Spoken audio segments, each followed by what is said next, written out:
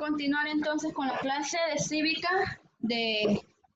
bajo el tema de los derechos humanos. En la clase anterior estuvimos viendo la importancia de los derechos y decíamos que los derechos plantean lo que está bien y lo que está mal, y que estos se basan también en o ayudan a la convivencia sana de las sociedades. Una sociedad sin derechos establecidos, entonces una sociedad que no va a poder convivir sanamente. ¿Por qué? Porque cada quien va a querer tomar las cosas sin respetar, sin considerar el valor que tiene el otro sujeto, ¿verdad? Y recuerden que los derechos inician desde el primer momento que un ser es concebido. Y de hecho, es de los primeros que nosotros vamos a hablar. Los derechos humanos se dividen en derechos en 3 generaciones, si recuerdan, ¿verdad? En la última clase estuvimos hablando de las generaciones. Hablábamos de los de la primera generación, que abarcan los derechos civiles y políticos, que es de los cuales voy a desarrollar hoy, si nos queda tiempo, si no se nos, por el tiempo que tomamos al inicio. Entonces, si nos da tiempo, vamos a ver todos estos. Vamos a ver los derechos de primera generación, que como les decía, son los derechos civiles y políticos. Los de segunda generación, que incluyen los económicos, sociales y culturales. Estos de la segunda generación se basan en el aspecto colectivo de las sociedades, y los de la primera generación más que todo en aspectos individuales, ¿verdad? Los de la tercera generación comprenden derechos universales con índole más colectivo, al igual que los de la segunda generación, pues buscan un equilibrio entre todos los elementos que se desarrollan en un mismo lugar. Para iniciar, vamos a hablar sobre los derechos individuales. Estos también se conocen como derechos fundamentales o derechos civiles, que son, si ustedes recuerdan, según lo que acabamos de ver, parte de los derechos de la primera generación. Estos hacen referencia a aquellos derechos de los que gozan los individuos como particulares y que no deben ser restringidos por los gobernantes o por el Estado. Es decir, que el cumplimiento de estos derechos radica más que todo en la responsabilidad individual, puesto que el Estado no tiene un papel relevante en la función o en el desarrollo de esto, ¿verdad? Todo y se basan generalmente en esa frase que les mencionaba en la clase anterior, la semana pasada, de que todos los seres humanos tenemos los mismos derechos, tanto de manera individual como de manera colectiva. De manera individual, podemos hablar de que algunos de nuestros derechos son, por ejemplo, el derecho a la vida, que hoy en día es algo bastante discutido. No debería, pero es bastante discutido, puesto que hay cierto sector de la sociedad que, por ejemplo, mantiene un debate, como ejemplo, ¿verdad?, del respeto a este derecho, el tema del aborto. Y si ustedes recuerdan, al inicio de esta clase y en la clase anterior, yo siempre les remarqué algo, y es que todos tenemos derechos desde el momento en que somos concebidos, porque nuestros derechos nos corresponden por el simple hecho de ser seres vivos, de ser seres humanos. Desde ahí parte que la asignación que cada uno tiene derechos humanos, ¿verdad? Entonces, el derecho a la vida es uno de los más importantes, pero también de los más lamentablemente irrespetados. ¿Por qué? Porque hoy en día cualquiera mata a cualquiera, ¿verdad? Y no se fija si va a tener un castigo, aunque sí sabemos todos que es penado legalmente por nuestras leyes. El que usted no respete la vida de otra persona es penado, pero, como les decía, con temas como el aborto, hay muchos estados, muchos países que han, pues, en cierta segmento de su nación, han legalizado este hecho. Sea correcto o sea incorrecto, la verdad es que ese ser por el cual se está discutiendo es un ser, y por el simple hecho de ser un ser vivo, valga la redundancia de la palabra, tiene derechos. Por lo tanto, si una persona aborta, es una contradicción, ¿verdad? Porque miren aquí, otro de los derechos que está dentro de los derechos individuales es a la integridad física y psíquica. Y dentro de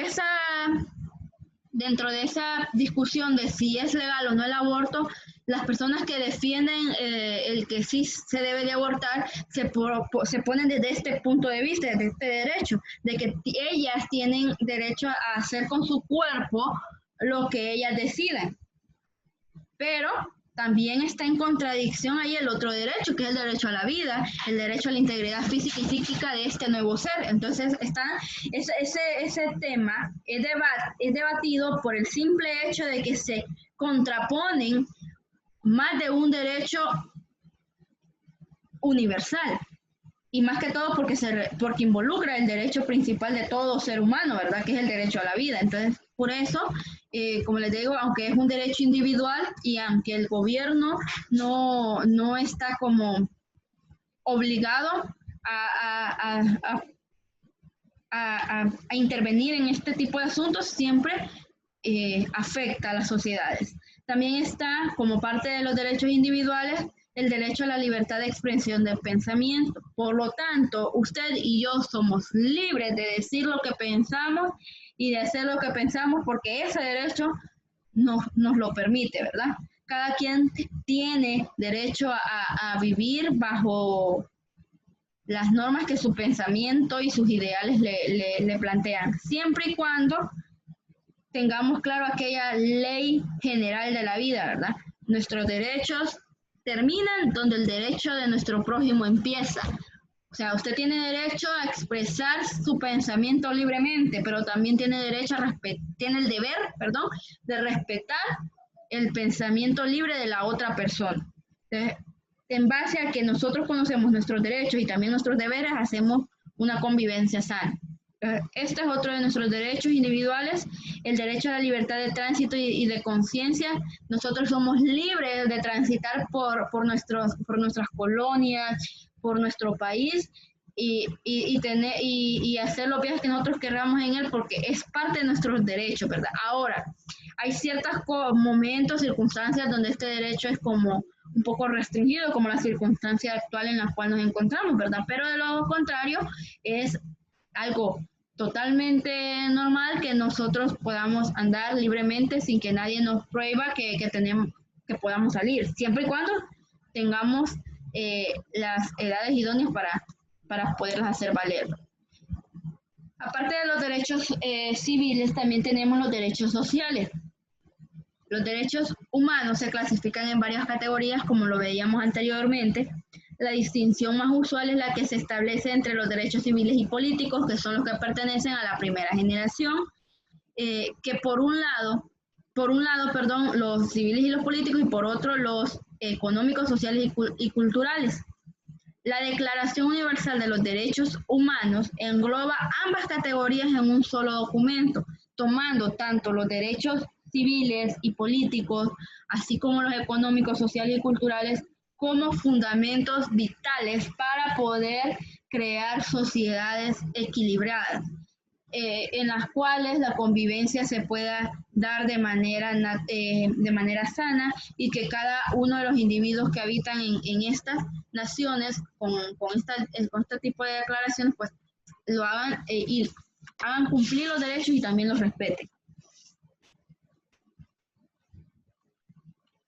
Los derechos civiles y políticos se les considera negativos porque deben de ser defendidos exigiendo a los poderes políticos del Estado el respeto y no injuria en la vida privada de las personas. Los derechos civiles están reconocidos internacionalmente en varios pactos y convenciones. La mayoría de países los han incluido en sus legislaciones. Estos derechos, tanto civiles como políticos, tienen la